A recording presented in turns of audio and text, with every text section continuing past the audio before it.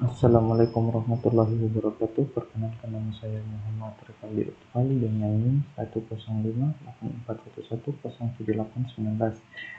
Pada kesempatan kali ini saya ingin membahas sedikit materi tentang reliable networks. Di dalam reliable network itu kita akan mempelajari tentang network arsitektur yang topik utamanya itu terdiri atas 4. Yang pertama, fault tolerance, scalability, QoS atau quality of service, dan terakhir security. Yang pertama kita masuk dulu ke dalam materi fault tolerance. Jaringan toleran kesalahan adalah yang membatasi jumlah perangkat yang terpengaruh selama kegagalan. Itu dibangun untuk memungkinkan pemulihan cepat ketika kegagalan itu sedang terjadi. Jaringan ini tergantung pada banyaknya jalur antara sumber dan tujuan pesan. Jika salah satu yang gagal, pesan langsung dikirim melalui tautan yang berbeda, memiliki beberapa jalur ke tujuan yang dikenal sebagai redundancy. Menerapkan jaringan yang terstrukturasi paket adalah salah satu cara jaringan yang dapat diandalkan menyediakan redundancy. Paket mengubah lalu lintas dibagai menjadi paket yang dialihkan ke jaringan bersama.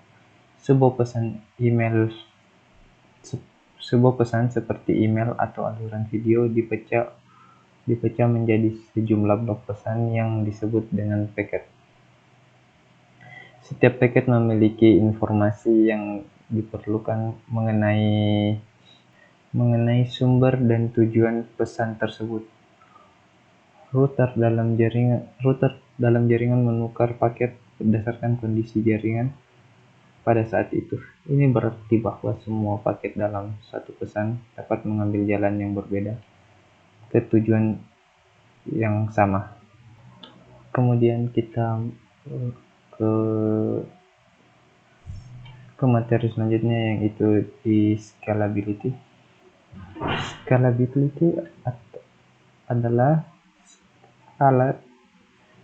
jaringan meluas dengan cepat untuk mendukung aplikasi pengguna baru.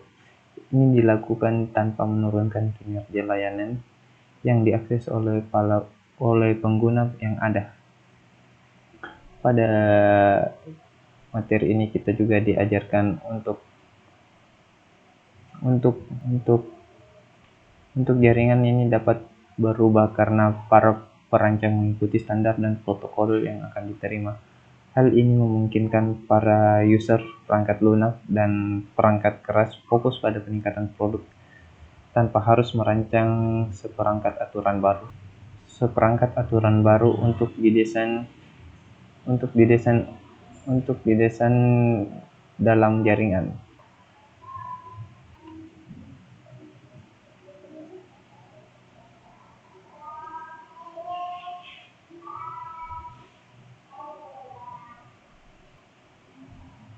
Kemudian dalam quality of service atau QoS merupakan persyaratan peningkatan jaringan network. Pada ini, aplikasi baru tersedia bagi pengguna di atas standar jaringan seperti transmisi video dan juga suara yang hidup, menciptakan pengharapan lebih tinggi untuk kualitas layanan pengiriman. Karenanya ada konten data, suara, dan video terus menyatu ke jaringan yang sama. QoS menjadi mekanisme utama untuk mengatur kemacetan dan memastikan pengiriman konten yang andal untuk semua pengguna. Kemacetan terjadi ketika permintaan bandwidth melebihi jumlah yang tersedia. Sementara itu, menurut nomor yang tersedia pada 2008 mencapai pada single sequencer atau BPS itu ketika komunikasi secara simultan dicoba melintasi jaringan. Permintaan untuk jaringan bandwidth dapat melebihi ketersediaan, menciptakan kemacetan jaringan. Dengan adanya kebijakan QoS, router dapat mengatur aliran data dan lalu lintas suara, memberikan prioritas pada komunikasi suara jika jaringan kemacetan.